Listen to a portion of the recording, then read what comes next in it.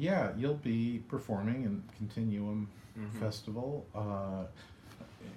How many pieces are you gonna participate in?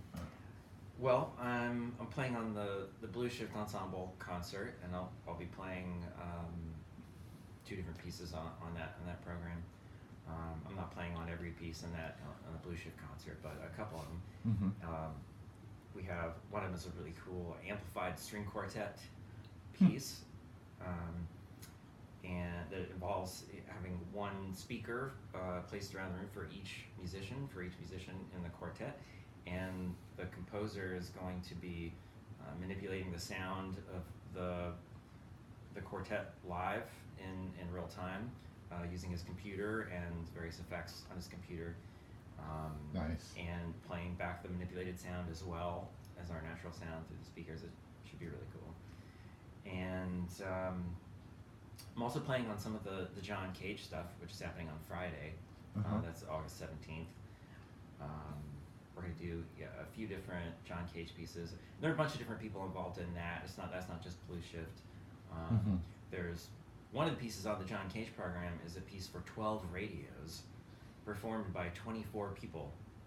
You have 2 people per radio, 12 radios, and wow.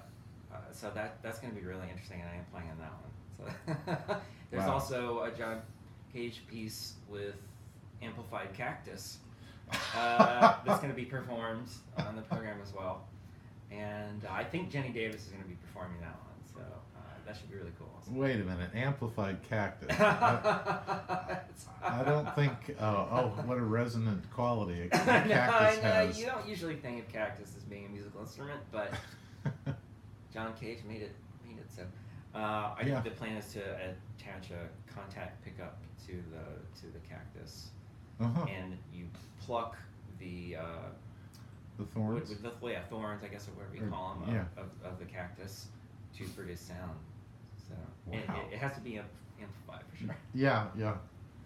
I've heard experimental pieces from the 50s like that. I think one where there's just a contact microphone on different drum heads, and they're tapped like incredibly lightly, but because it's amplified, it makes these very eerie kind of sounds. I suppose it could be true of cactus. Yeah, it could be. I don't know what it's going to sound like. Yeah. It'll be interesting. And the radios, I guess one person tunes and the other person plays the volume? Yeah, there's something to that effect. Interesting. I guess you've always been pretty open to these kind of approaches to concert music, or was this something you had to acquire as you developed as a musician? I've always enjoyed more sort of experimental music, and I've always enjoyed pushing myself to try new things musically, stretching myself as far as what's comfortable, and it's always interesting just exploring new areas, whether it's new genres of music or just different ways of playing music maybe that you hadn't thought about. And